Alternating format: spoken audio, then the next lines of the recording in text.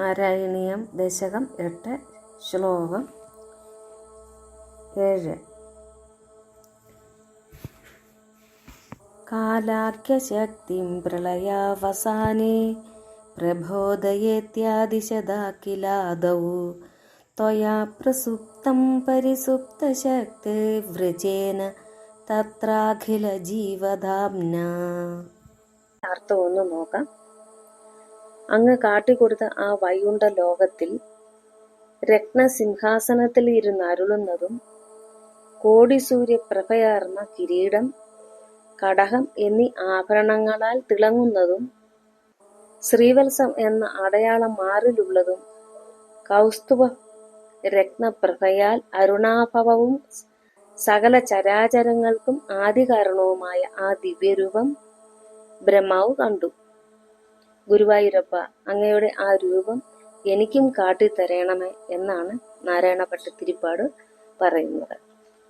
ശ്ലോകം 8. ചതുര്യുഗാണാം ച സഹസ്രമേവം ത്വയി പ്രസുപ്തേ പുനരദ്വിതീയേ കാലാഖ്യശക്തി പ്രഥമ പ്രബുദ്ധ പ്രബോധയത്വാം കില വിശ്വനാഥ. അർത്ഥമാണ് നമ്മൾ നോക്കുന്നത്. സർവശക്തനായ വിഭോ, കാർമേഘം പോലെയും കായാമ്പു പോലെയുമുള്ള ശോഭയാൽ ദിക്കുകളെല്ലാം മറയ്ക്കുന്നതും ഉത്കൃഷ്ട മന്ദഹാസത്താൽ ശോഭിക്കുന്ന മുഖത്തോടു കൂടിയതുമായ ശോഭയേറിയ ശംഖ്, ചക്രം, ഗദ, പത്മം ഇവ ധരിച്ച് 4 തൃക്കൈകളും ഉള്ളതും ബ്രഹ്മാവിന് സന്തുഷ്ടിപ്രദവുമായ ഭഗവാന്റെ ദിവ്യരൂപം എന്റെ രോഗത്തെ ഇല്ലാതാക്കണമേ. ശ്ലോകം 9. വിബുദ്ധചത്വം ജലഗർഭശായിൻ വിലോക്യ ലോകാനഖിലാൻ പ്രലീനാൻ തേഷ്വേവ സൂക്ഷ്മാത്മതയാ നിജാന്ത സ്ഥിതേഷു വിശ്വേഷു ദധാത ദൃഷ്ടിം. ശ്ലോകം 9 അർത്ഥമാണ് നമ്മൾ പറയുന്നത്. കാരണജലത്തിൽ ശയിക്കുന്ന അനന്തതയാകുന്ന ഭഗവാനെ അങ്ങ് യോഗനിദ്രയിൽ നിന്ന് ഉണർന്നതിന് ശേഷം പ്രപഞ്ചം കാണാതെ വരികയും തുടർന്ന് അത് തന്നിൽ ലയിച്ചിരിക്കുന്നതായി കാണുകയും ചെയ്തിട്ട് സൂക്ഷ്മരൂപത്തിൽ തന്നിൽ തന്നെ ലയിച്ചിരിക്കുന്ന വിശ്വത്തിലേക്ക് കണ്ണോടിച്ചു സൃഷ്ടികാര്യം ചിന്തിച്ചു. ശ്ലോകം 10. തതസ്തദീയാദിനാഭിരന്ത്രാത് ഉദഞ്ചിതം കിഞ്ചന ദിവ്യപത്മം നിലീന നിശേഷ പദാർത്ഥമാല സംക്ഷേപരൂപം മുകുളായമാനം. ദശകം 8 ശ്ലോകം 10 അർത്ഥമാണ് നോക്കുന്നത്. അല്ലയോ ഭഗവാനെ, നിന്തിരുവടിയിൽ ലയിച്ചു കിടക്കുന്ന സകല പദാർത്ഥങ്ങളുടെയും സൂക്ഷ്മരൂപത്തിലുള്ളതും മൊട്ടായുള്ളതും അവർണ്ണനീയവുമായ ഒരു ദിവ്യമായ താമരപ്പൂവ് ഭഗവാന്റെ പൊക്കിൾ തടത്തിൽ നിന്ന് ഉത്ഭവിച്ചു. ശ്ലോകം 11. തദേതദംഭോരുഹ കുട്മളം തേ കളേബരത്തോയ പഥേ പ്രരൂഢം ബഹിർനിരീതം പരിതസ്ഫുരദ്ഭിഃ സ്വധാമഭിർദ്വാന്തമലം നിഗൃന്തത്. അതിൻ്റെ അർത്ഥമാണ് നമ്മൾ നോക്കുന്നത്.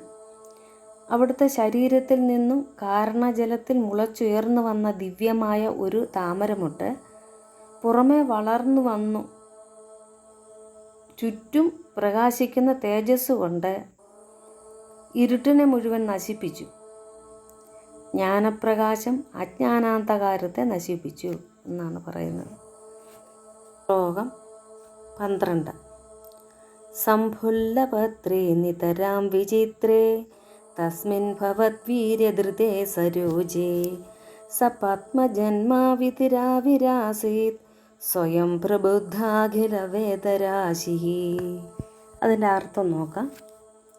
വിടർന്ന ഇതളുകളോടുകൂടി വളരെയേറെ വിചിത്രമായതും അവിടുത്തെ തേജസ് കൊണ്ട് രൂപപ്പെട്ടതുമായ ആ താമരയിൽ സ്വയം തന്നെ ഉണർന്ന എല്ലാ വേദവിജ്ഞാനങ്ങളോടും കൂടിയ പരമാത്മാവ് എന്നു പ്രസിദ്ധനായ ബ്രഹ്മാവ് ഉത്ഭവിച്ചു. ശ്ലോകം 13.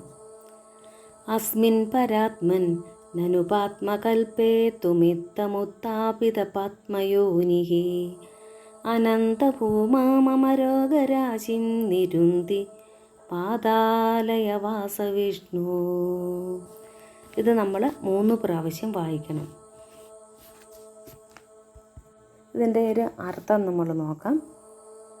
പരമാത്മസ്വരൂപനും പ്രപഞ്ചത്തിലും ശരീരത്തിലും ഗുരുവായൂരിലും വസിക്കുന്നവനുമായ അല്ലയോ വിഷ്ണു, ഈ രീതിയിൽ ബ്രഹ്മാവിനെ ഉണർത്തി അനന്തമഹിമയോടും തേജസ്സോടും കൂടിയിരിക്കുന്ന അങ്ങ് എൻ്റെ ശാരീരിക പീഡകളെയും രോഗസമൂഹങ്ങളെയും തടയണമേ എന്നാണ് നാരായണ ഭട്ടതിരിപ്പാട് പറയുന്നത്. ഹരിയോ.